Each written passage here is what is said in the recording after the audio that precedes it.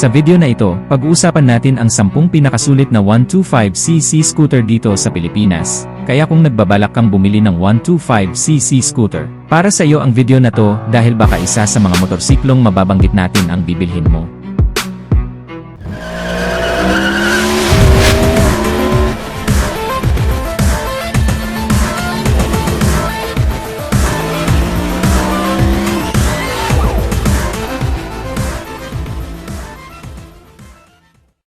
Number 1 sa ating listahan ang SYM Jet 4 RX 125, isang bagong scooter na kakalabas lang din dito sa Pilipinas noong nakaraang taon lang. Sobrang advanced din ang mga features nito at napakaganda rin ng kanyang disenyo. Modern ika nga. Pagdating sa makina nito, ito'y 124.6cc, air-cooled, 4-stroke, 2 valves, single overhead cam, single cylinder, at ito ay electric fuel injected. Ang maximum power nito ay 8.4 kilowatts at 8,500 RPM with a maximum torque of 10.3 Nm at 6,500 RPM.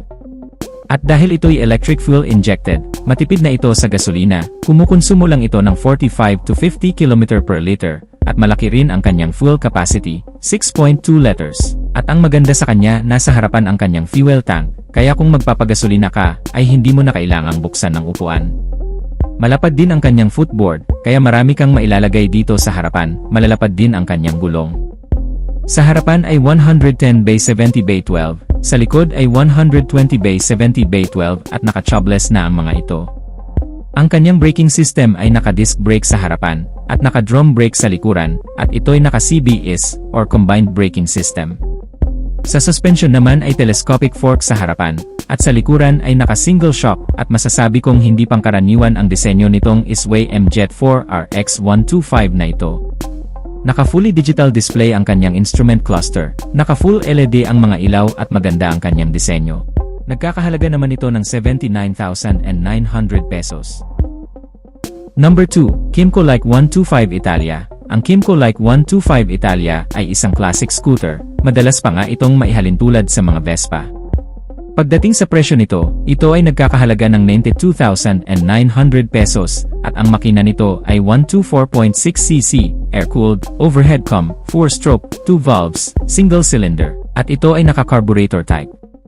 Ang maximum power nito ay 8.5 kilowatts at 7,500 RPM with a maximum torque of 10.4 Nm at 6,500 RPM. At kahit naman ito ay carb type pa rin, matipid pa rin ito sa gasolina, kumukonsumo lang ito ng 40 km per liter at malaki ang kanyang fuel capacity, 5.5 liters, at ang maganda pa sa motor na ito, napakalapad ng kanyang gulong. Ang sukat ng kanyang gulong dito sa harapan ay 110 by 70 by 12, sa likuran naman ay 130 by 70 by 12. Pagdating naman sa preno, naka-disc brake sa harapan at naka-drum brake sa likuran, at sa suspension naman naka-telescopic fork sa harapan at naka-dual shock sa likuran. Dahil classic scooter ang motorsiklong to, hindi ito naluluma. Sa katunayan, habang tumatagal nga ang mga classic scooter, mas lalo itong gumaganda sa paningin ng mga mahilig sa classic scooter. Number 3, Kiwi X-Speed 125. Kung pagmamasdan mo ang hitsura ng motorsiklong to, hindi ka maniniwalang 64,900 pesos lang ang kanyang presyo. Napaka-modern, naka-LED lahat ng kanyang mga ilaw. Naka-digital din ang kanyang dashboard at napakaganda ng kanyang forma, modernong-moderno talaga. Pagdating sa makina nito, ito'y 124cc, air-cooled, 4-stroke, 2 valves, single cylinder, single overhead cam at ito ay naka-carburetor type. Ang maximum power nito ay 6.3 kilowatts at 7,500 RPM with a maximum torque of 9.2 Nm at 6,000 RPM, at kahit carb type lang din ang motorsiklong to, matipid pa rin ito sa gasolina, kumukonsumo lang din ito ng 40 to 43 km per liter. Dahil na din napakagaan lang ang kanyang timbang, 97 kilos lang. Pagdating naman sa mga gulong nito, ang sukat ng kanyang gulong sa harapan ay 80 by 80 by 14, sa likod naman ay 100 by 70 by 14, pero ito ay naka-tub type pa rin, hindi pa ito naka-tubeless. Sa braking system, naka-disc brake sa harapan with 2-piston caliper, sa likuran naman ay naka-drum brake.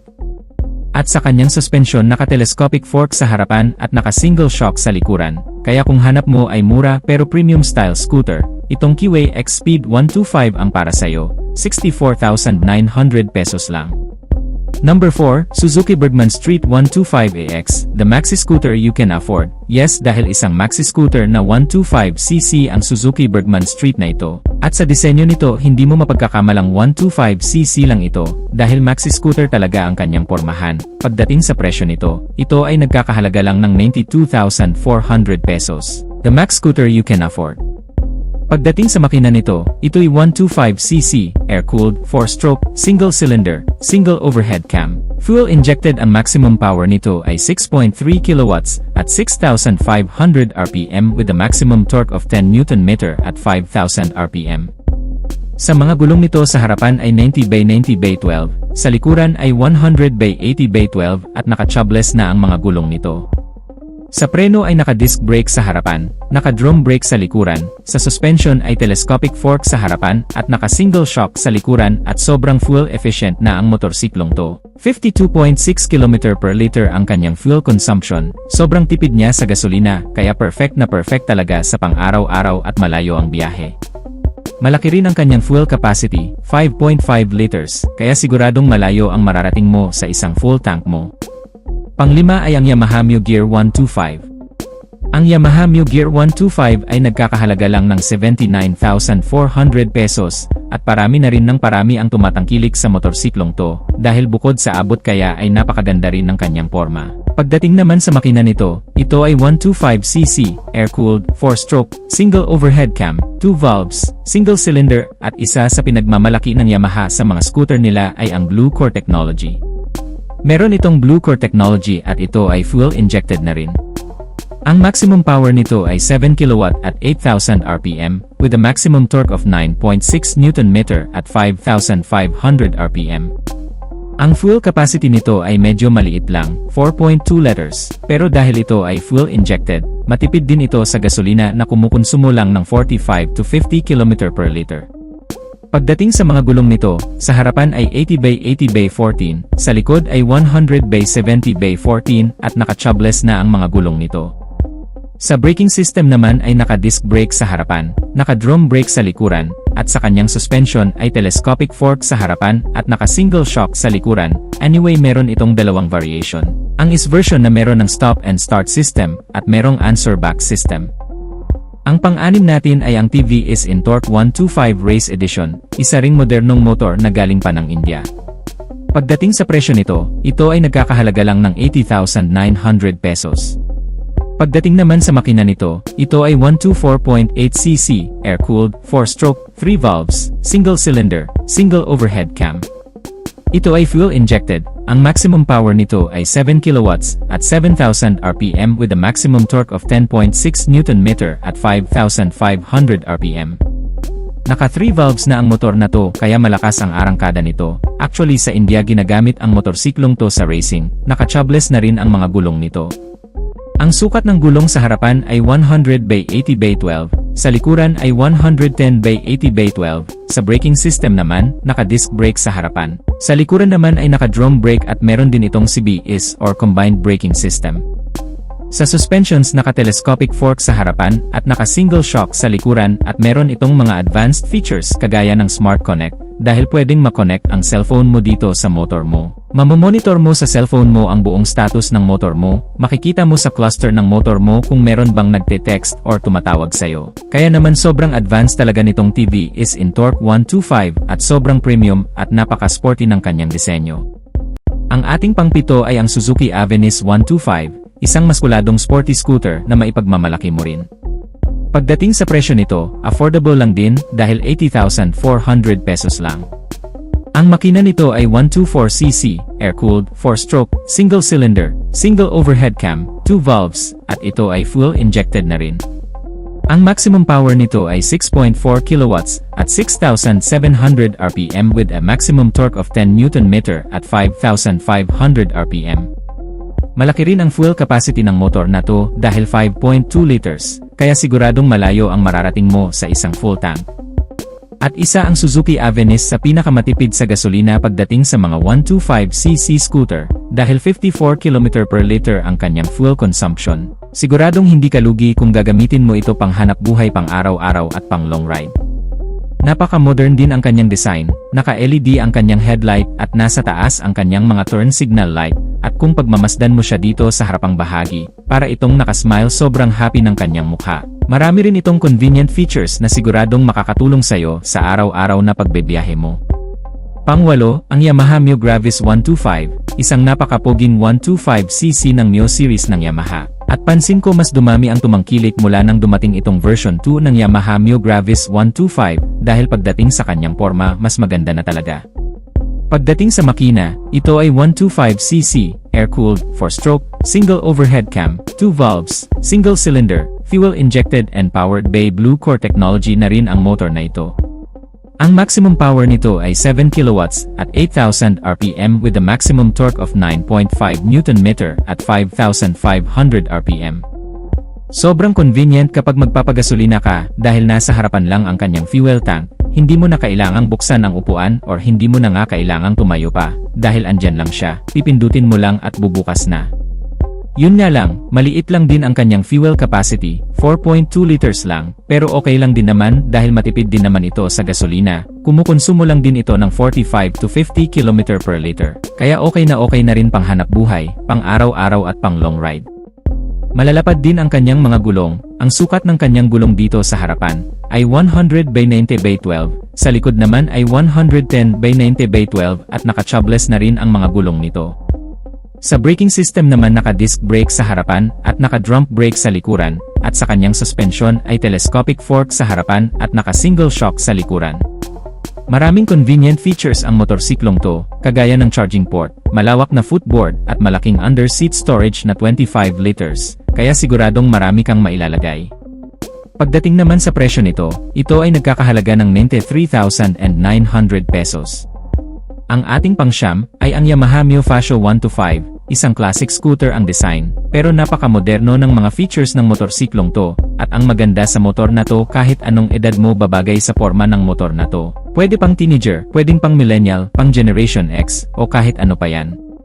Pagdating sa makina nito, ito ay 125cc, air-cooled, 4-stroke, single overhead cam, 2 valves, single cylinder, fuel-injected and powered by Blue Core technology. Ang maximum power nito ay 6.2 kilowatts at 6,500 RPM with a maximum torque of 9.9 Nm at 5,000 RPM. At yung Blue Core engine nga pala nito ay hindi kagaya ng ibang 125cc dahil ito ay Blue Core hybrid technology na. Isang sa unique features nito na every time na nakatigil ka, kapag aarangkada ka, hindi siya gagamit ng power mula sa gasolina, gagamit siya ng power mula sa battery. So mas smooth at mas malakas ang kanyang arangkada pero hindi naman ito maaksaya sa battery. Dahil 3 to 4 seconds lang siyang gagamit, the rest gagamit na siya ulit ng gasolina at dahil dun mas tumipid ito sa gasolina. Kumukonsumo lang ito ng 50 to 54 km per liter dahil sa kanyang hybrid technology. Malaki rin ang kanyang fuel capacity, 5.1 liters of fuel tank capacity, malayo-layo rin ang mararating mo sa isang full tank nito. Pagdating naman sa kanyang presyo, ito ay nagkakahalaga ng 93,900 pesos. Ang ating pang-10, ang isa sa pinakapopular na 125cc dito sa Pilipinas, na kahit saang sulok ka pumunta ay meron kang makakasalubong na kapariho nito. Walang iba kundi ang Honda Click 125, napakapogi, sporty at moderno ang disenyo ng motorsiklong to, at bukod pa doon sobrang affordable din, dahil 80,900 pesos lang ang kanyang presyo. Pagdating sa makina nito, ito ay may 125cc, 4-stroke, 2 valves, single overhead cam, liquid-cooled, at naka-enhanced smart power, at ito ay naka-program fuel-injected na rin kaya matipid na sa gasolina. Malaki rin ang kanyang fuel capacity, 5.5 liters, kaya malayo ang mararating mo sa isang full tank mo dito, at ang kanyang fuel consumption ay kumukonsumo lang ng 50.3 km per liter. Kaya siguradong hindi ka talo at hindi ka na rin lugi kung gagamitin mo ito pang hanap buhay pang araw-araw o pang long ride pa yan, napakatipid niya sa gasolina. Sobrang angas ang kanyang porma, sobrang daming bumibili ng scooter na to, dahil napakaganda nga naman talaga, naka-LED pa lahat ng kanyang mga ilaw, kaya mas maliwanag ang kanyang headlight at kitang-kita tayo sa kalsada.